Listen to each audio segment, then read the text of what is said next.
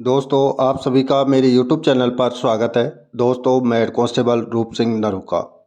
दोस्तों, आज का टॉपिक है राजस्थान सेवा नियम 1951 के तहत राज्य कर्मचारियों को मिलने वाले अवकाश कौन कौन से होते हैं। आज उनके बारे में हम संपूर्ण चर्चा करेंगे, जैसे आकस्मिक अवकाश, विशेष आकस्मिक अवकाश, मातृत्व अवकाश, पितृत्व अवकाश, उपार्जित अवकाश, असाधारण अवकाश, अर्धवेतन अवकाश, अदेय अवकाश, चिकित्सा अवकाश एवं अध्ययन अवकाश आदि के बारे में संपूर्ण चर्चा करेंगे। और साथियों, आपसे रिक्वेस्ट है कि आप अभी तक मेरे YouTube चैनल को सब्सक्राइब नहीं किया है तो प्लीज़ सब्सक्राइब करें, लाइक करें, शेयर करें और साथ ही बेल की घंटी को अवश्य प्रेस करें ताकि मैं जो भी वीडियो अपलोड करूं उसकी नोटिफिकेशन आपको मिलती रहे। तो साथियों, चलते हैं मेन टॉपिक की ओर। राजस्थान सेवा नियम 1951 के तहत कर्मचारी अवकाश नियम यानी आकस्मिक अवकाश, विशेष आकस्मिक अवकाश, मातृत्व अवकाश, पितृत्व अवकाश, उपार्जित अवकाश, असाधारण अवकाश, अर्धवेतन अवकाश, अदेय अवकाश, चिकित्सा अवकाश एवं अध्ययन अवकाश के बारे में हम आज चर्चा करेंगे। तो सबसे पहले हम उपार्जित अवकाश के बारे में जानेंगे। उपार्जित अवकाश RSR नियम 1951 के नियम 91(1) के अनुसार उपार्जित अवकाश नियम 91(1) के अनुसार राज्य कर्मचारी जो स्थायी या अस्थायी हैं को एक कैलेंडर वर्ष में 30 दिन का उपार्जित अवकाश देय होगा। लेकिन भारतीय पुलिस सेवा के अधिकारियों को छोड़कर राजस्थान सशस्त्र पुलिस के सदस्यों जो भारतीय रिजर्व बटालियन में तैनात हैं को कैलेंडर वर्ष में 42 दिन का उपार्जित अवकाश देय होगा। यदि हम बात करें राजस्थान पुलिस के कार्मिकों की, जो राजस्थान के अंदर जो कार्मिक हैं नियुक्त हैं उनको 30 दिन का मिलता है, और जो IR बटालियन है, इंडिया रिजर्व की बटालियन सशस्त्र बल की, उनको वर्ष में 42 दिन का उपार्जित अवकाश देय होगा नियम 91(1) के अनुसार।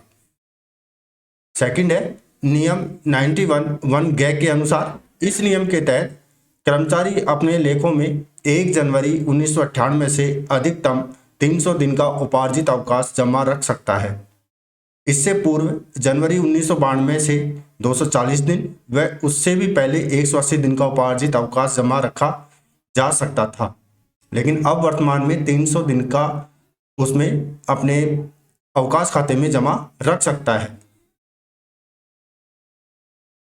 नियम 91(2)(a)(1) में प्रत्येक राज्य कर्मचारी के उपार्जित अवकाश लेखों में प्रत्येक कैलेंडर वर्ष में 2 बार यानी 1 जनवरी को 15 तथा 1 जुलाई को 15 दिन के उपार्जित अवकाश अग्रिम रूप से जमा किए जाएंगे।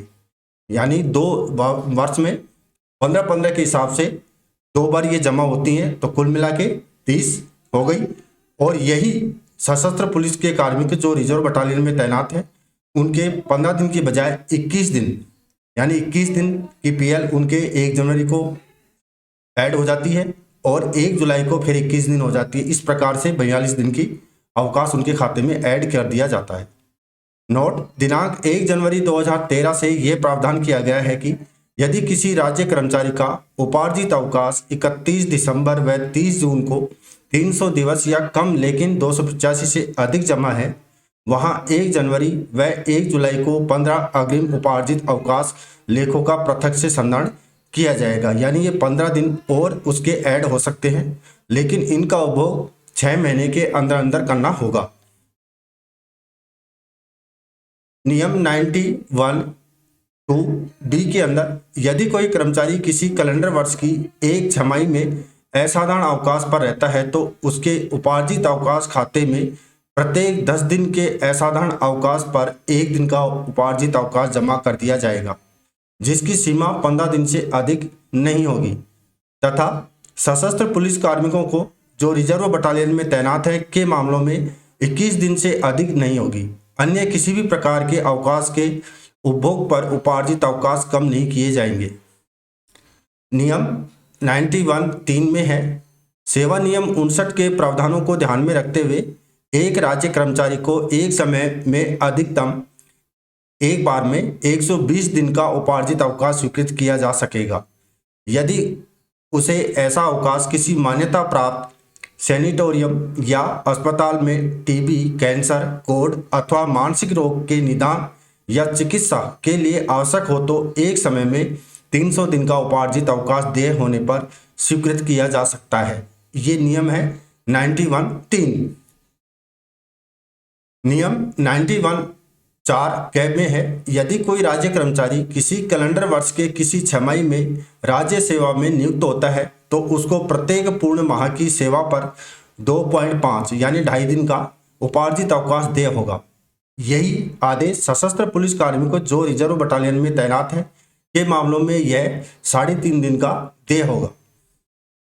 नियम 91(4) ख में है, एक राज्य कर्मचारी के द्वारा पद त्याग करने पर, अस्थायी सेवा समाप्ति पर या सेवा से निष्कासित अथवा बर्खास्त करने पर, सेवा मुक्त करने अथवा सेवा में रहते हुए मृत्यु हो जाने पर अथवा सेवानिवृत्ति किए जाने पर कर्मचारी को देय है एवं अस्वीकार्य उपार्जित अवकाशों की गणना के लिए 1 जनवरी अथवा 1 जुलाई जैसे भी स्थिति हो वाली छमाही सेवा में प्रति पूर्ण माह की उस घटना तक की सेवा के आधार पर 2.5 दिन एवं सशस्त्र पुलिस कार्मिकों जो रिजर्व बटालियन में तैनात हैं उन मामलों में 3.5 दिन के आधार पर गणना की जाएगी।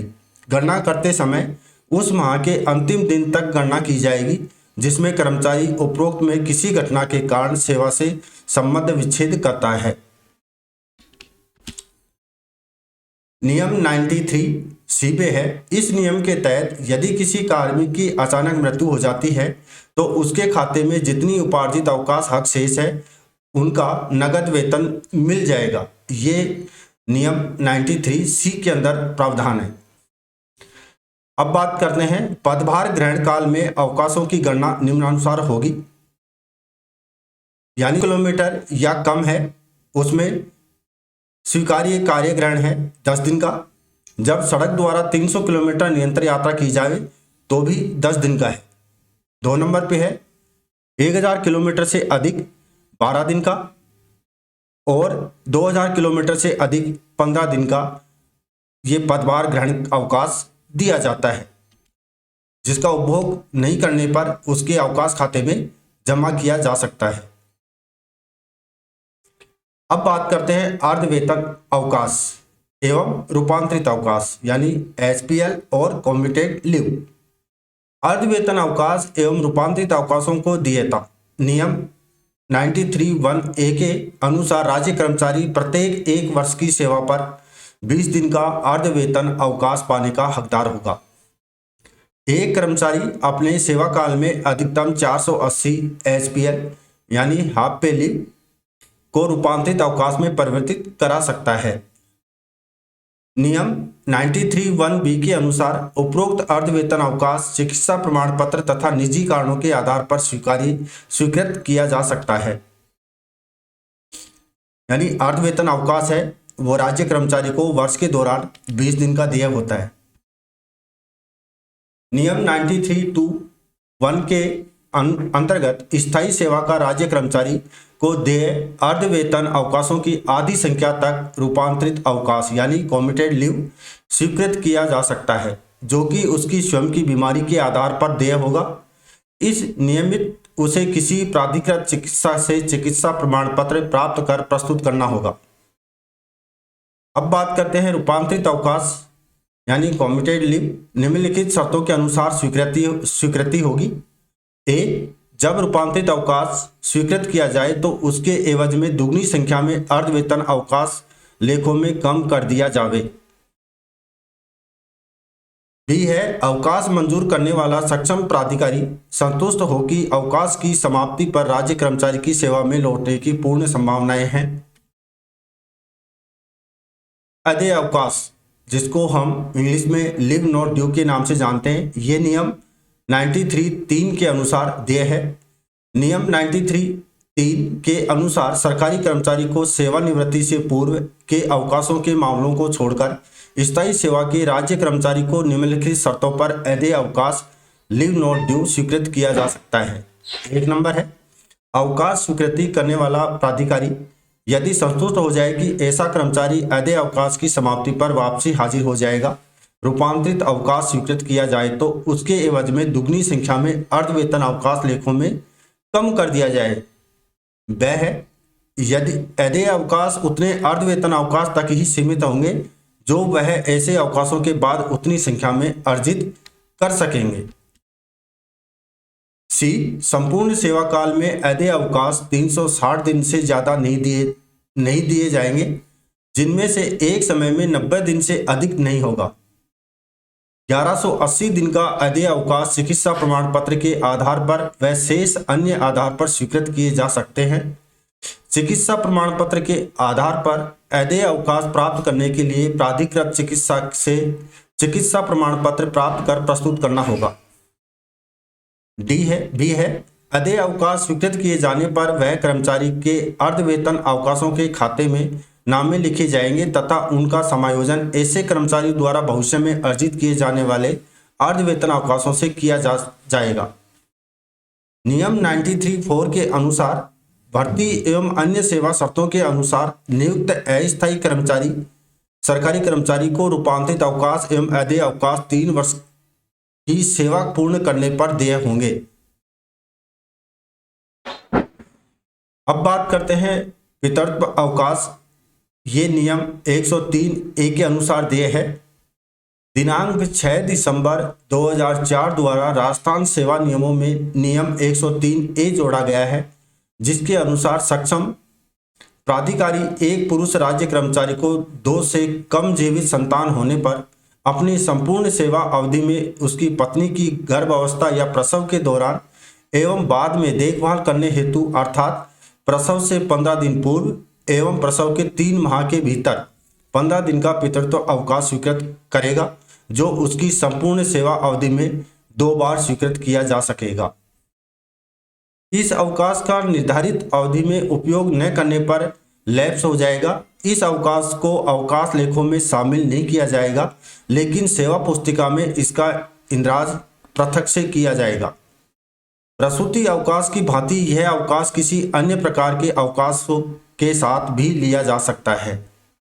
एवं दिनांक 15 फरवरी 2012 द्वारा राजस्थान सेवा नियम 122(a) 3 में यह जोड़ा गया है कि पुरुष परिवीक्षाधीन जो प्रशिक्षणाधीन रहते हैं कर्मचारी प्रशिक्षणार्थियों को उपरोक्त नियम के अनुसार पितृत्व अवकाश स्वीकृत किया जा सकेगा।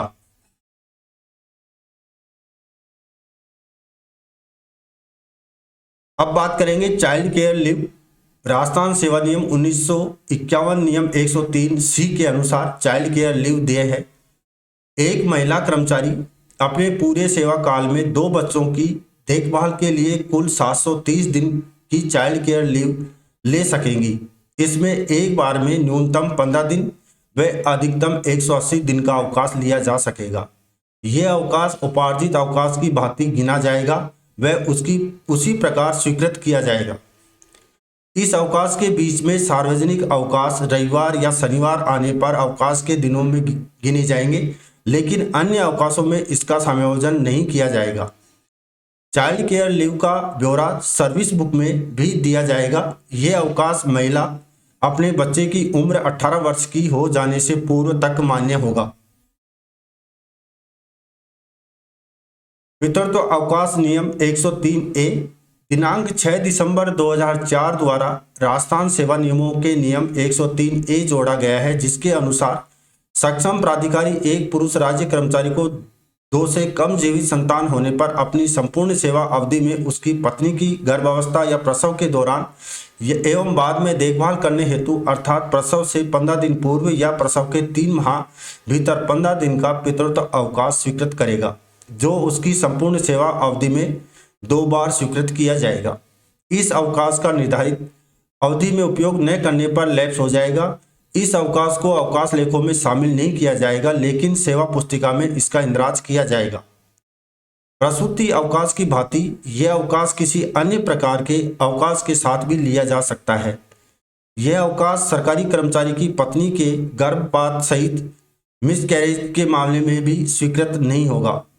एवं दिनांक 15 फरवरी 2022 द्वारा राजस्थान सेवा नियम 122(a) 3 में यह जोड़ा गया है कि पुरुष परिवीक्षाधीन प्रशिक्षणार्थियों को उपरोक्त नियम के अनुसार पितृत्व अवकाश स्वीकृत किया जा सकेगा। अब बात करते हैं प्रसूति अवकाश नियम 103। प्रसूति अवकाश नियम 103 के अनुसार 2 से कम उत्तरजीवी संतानों वाली किसी महिला राज्य कर्मचारी को 180 दिन तक का प्रसूति अवकाश उसके आरंभ होने की तारीख से स्वीकृत किया जा सकता है। यदि उसके द्वारा 2 बार प्रसूति अवकाशों का उपभोग करने के उपरांत भी उसके कोई जीवित संतान नहीं हो तो ऐसे प्रकरण में एक बार और अर्थात तीसरी बार प्रसूति अवकाश स्वीकृत किया जा सकता है। वित्त विभाग की अधिसूचना क्रमांक F16 FD रूल्स 2011 दिनांक 15 फरवरी 2012 द्वारा राजस्थान सेवा नियम 122A सेकंड में यह जोड़ा गया है कि महिला परिवीक्षाधीन प्रशिक्षणार्थी को उपरोक्त नियम के तहत प्रसूति अवकाश स्वीकृत किया जाएगा। प्रसूति अवकाश अस्थायी महिला कर्मचारी को भी देय है। प्रसूति अवकाश की अवधि में ऐसी महिला राज्य कर्मचारी को उस दर से अवकाश वेतन दिया जाएगा जो वह ऐसे अवकाश के प्रारंभ होने के पूर्व प्राप्त कर रही थी। यह पूर्ण वेतन पर स्वीकृत किया जा सकेगा। प्रसूति अवकाश कर्मचारी के अवकाश लेखों में डेबिट नहीं किए जाएंगे, बल्कि ऐसे अवकाश का उल्लेख उसकी सेवा पुस्तिका में पृथक रूप से किया जाएगा। नोट: प्रसूति अवकाश ऐसे महिला राज्य कर्मचारी को उसके गर्भस्राव एवं गर्भपात के मामलों में भी स्वीकृत किया जा सकेगा जिसके 2 से कम जीवित संतान हो। ऐसा प्रसूति अवकाश कुल सेवा काल में अधिकतम 2 बार स्वीकृत किया जा सकेगा, जिसकी दोनों बार की मिलाकर अधिकतम सीमा 6 सप्ताह तक होगी। यह भी शर्तें रहेंगी कि गर्भस्राव या गर्भपात के लिए प्रसूति अवकाश के प्रार्थना पत्र के साथ राजकीय प्राधिकृत चिकित्सा का प्रमाण पत्र संलग्न करना होगा। अब बात करेंगे स्पेशल कैजुअल लीव यानी विशिष्ट आकस्मिक अवकाश, जिसमें 1 नंबर है वंध्याकरण ऑपरेशन के लिए पुरुष को 6 दिन तथा महिला को 14 दिन का अवकाश दिए है। 2. उस पुरुष राज्य कर्मचारी जिसकी पत्नी वंध्याकरण की शल्य चिकित्सा करवाती है तो पत्नी की देखभाल के लिए पुरुष कर्मचारी को 7 दिन का विशिष्ट आकस्मिक अवकाश दिया होगा। 3. वंध्याकरण के असफल होने पर दूसरी बार ऑपरेशन करवाने पर चिकित्सक के प्रमाण पत्र के आधार पर 6 दिन का अवकाश दिया होगा। 4. लूप लगवाने वाली महिला कर्मचारी को 1 दिन का विशिष्ट आकस्मिक अवकाश दिया होगा। 5. ट्यूबेक्टमी ऑपरेशन बिगड़ने पर दोबारा ऑपरेशन कराने पर 14 दिन का अवकाश देय है। यदि ऑपरेशन से कोई जटिलता पैदा हो गई हो तो प्रमाण पत्र के आधार पर पुरुष को 6 दिन व महिला कर्मचारी को 14 दिन का अतिरिक्त विशिष्ट आकस्मिक अवकाश देय होगा।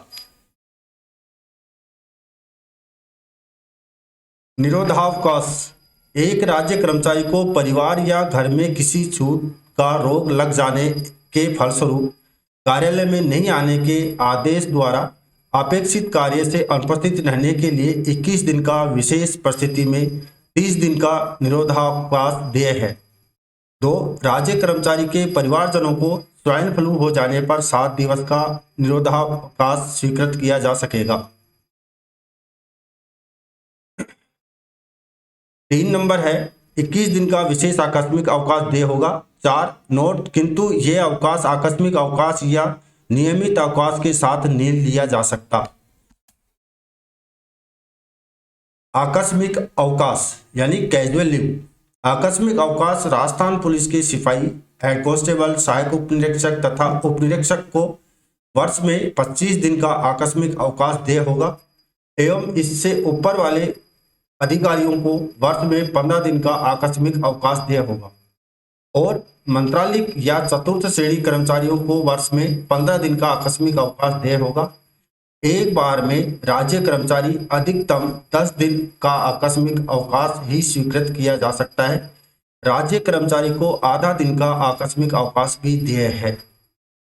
आकस्मिक अवकाश आवेदन में अवकाश के समय में रहने का पता अंकित करना चाहिए। यह नियम राजपत्रित अधिकारियों के लिए भी समान ही रहेगा। आकस्मिक अवकाश की किसी अवधि के शीघ्र पूर्व या बाद या रविवार, राजकीय अवकाश या साप्ताहिक अवकाश आवे तो आकस्मिक अवकाश का अंश नहीं माना जाएगा।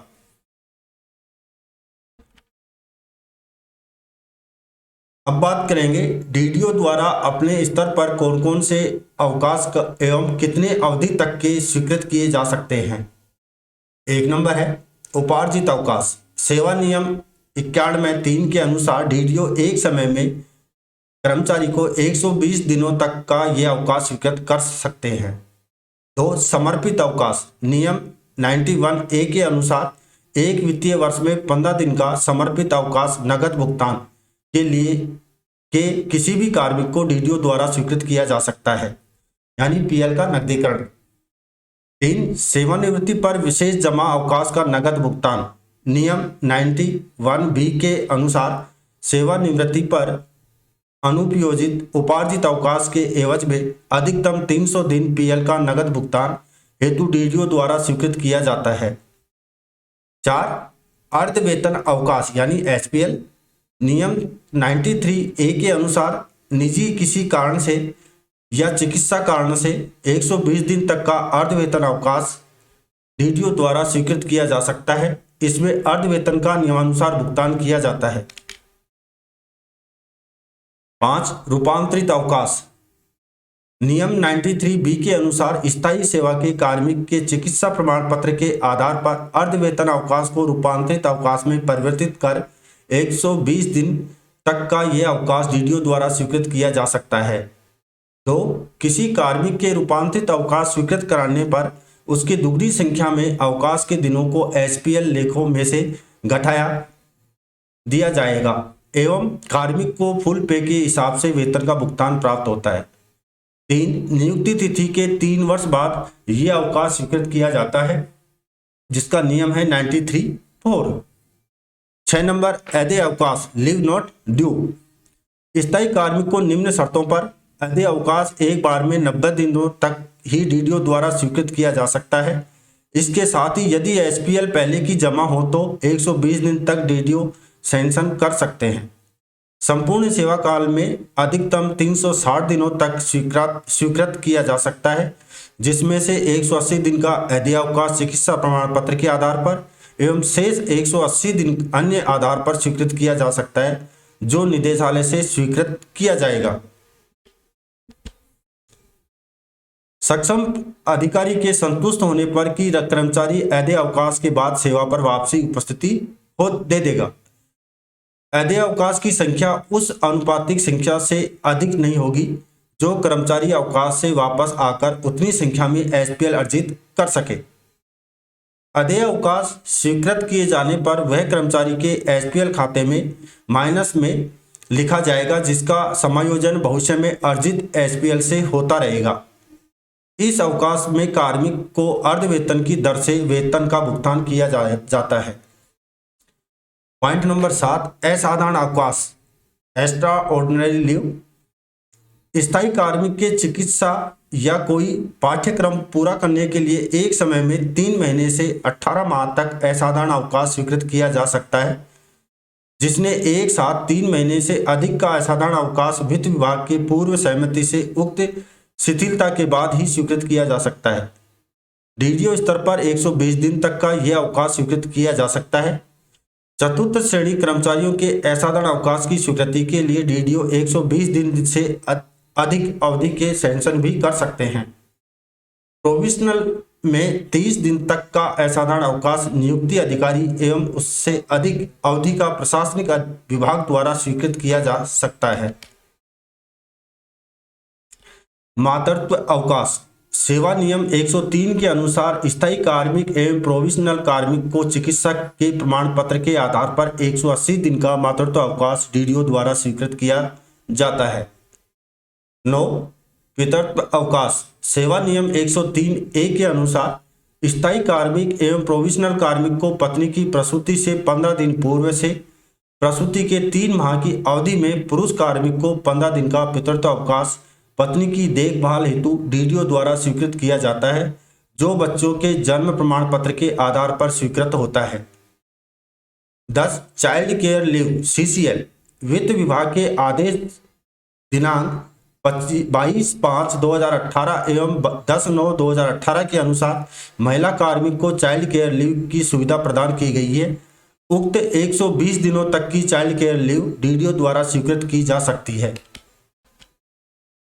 तो साथियों, ये थे राजस्थान सेवा नियम 1951 के तहत राज्य कार्मिकों को मिलने वाले विभिन्न अवकाशों के बारे में जाना। और साथियों, आपसे रिक्वेस्ट है कि आप अभी तक मेरे YouTube चैनल को सब्सक्राइब नहीं किया है तो प्लीज़ सब्सक्राइब करें, लाइक करें, शेयर करें और साथ ही बेल की घंटी को अवश्य प्रेस करें ताकि मैं जो भी वीडियो अपलोड करूं उसकी नोटिफिकेशन आपको मिलती रहे। इसी के साथ मुझे दे इजाज़त। जय हिंद, जय भारत।